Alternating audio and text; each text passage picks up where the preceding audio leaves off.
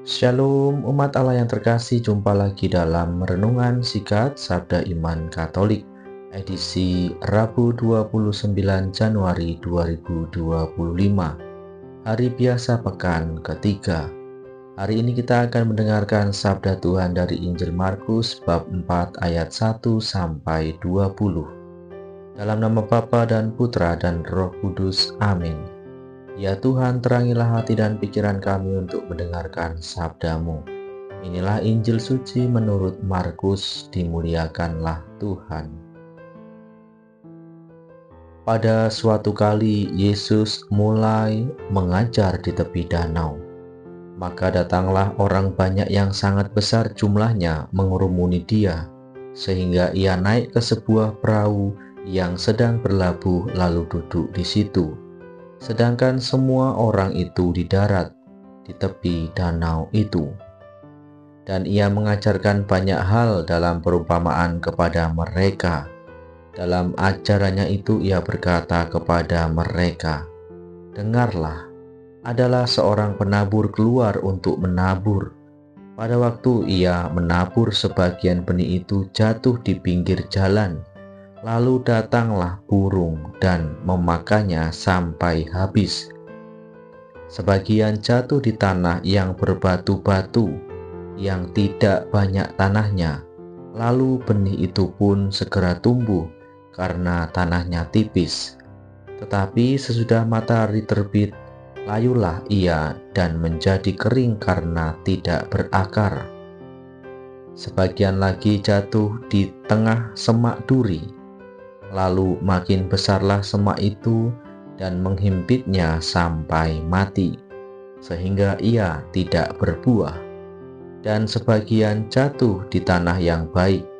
Ia tumbuh dengan suburnya dan berbuah.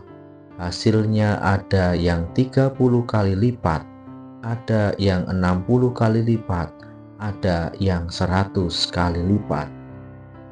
Dan katanya, "Siapa mempunyai telinga untuk mendengar, hendaklah ia mendengar." Ketika ia sendirian, pengikut-pengikutnya dan ke-12 murid itu menanyakan Dia tentang perumpamaan itu. Jawabnya, "Kepadamu telah diberikan rahasia kerajaan Allah, tetapi kepada orang-orang luar segala sesuatu disampaikan dalam perumpamaan, supaya sekalipun melihat mereka tidak menganggap, sekalipun mendengar mereka tidak mengerti, supaya mereka jangan berbalik dan mendapat ampun." Lalu ia berkata kepada mereka, "Tidakkah kamu mengerti perumpamaan ini? Kalau demikian, bagaimana kamu dapat memahami semua perumpamaan yang lain?" Penabur itu menaburkan firman. Orang-orang yang di pinggir jalan tempat firman itu ditaburkan, ialah mereka yang mendengar firman. Lalu datanglah iblis dan mengambil firman yang baru ditaburkan di dalam mereka. Demikian juga yang ditaburkan di tanah yang berbatu-batu, ialah orang-orang yang mendengar firman itu dan segera menerimanya dengan gembira. Tetapi mereka tidak berakar dan tahan sebentar saja. Apabila kemudian datang penindasan atau penganiayaan karena firman itu, mereka segera murtad. Dan yang lain ialah yang ditaburkan di tengah semak duri. Itulah yang mendengar firman itu. Lalu kekhawatiran dunia ini dan tipu daya kekayaan dan keinginan-keinginan akan hal yang lain masuklah menghimpit firman itu sehingga tidak berbuah. Dan akhirnya yang ditaburkan di tanah yang baik ialah orang yang mendengar dan menyambut firman itu lalu berbuah. Ada yang 30 kali lipat, ada yang 60 kali lipat, dan ada yang 100 kali lipat. Demikianlah sabda Tuhan, terpujilah Kristus.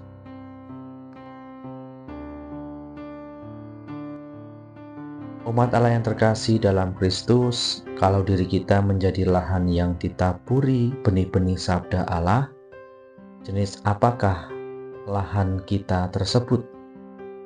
Yesus memberikan perumpamaan tentang penabur benih dan juga menjelaskan maknanya. Melalui perikop tersebut, kita dapat melihat potret diri kita masing-masing. Kita pun mengetahui lahan ideal yang dikehendaki oleh Sang Penabur atau Tuhan sendiri. Oleh karenanya, kita juga menyadari apa saja yang mesti dilakukan untuk menjadikan lahan hidup kita subur bagi sabda Tuhan. Masalahnya, maukah kita mengolah lahan kita, atau kita cukup puas dengan diri kita sendiri yang ada sekarang ini, meski belum menjadi lahan yang ideal? Kita masing-masing mengetahui kehendak Tuhan, maka kita mengetahui juga apa yang harus kita lakukan setelah mendengarkan firman Allah tersebut. Maka mari umat Allah yang terkasih dalam Kristus, kita menjadi benih-benih yang subur, benih-benih yang ditaburkan di tanah yang baik.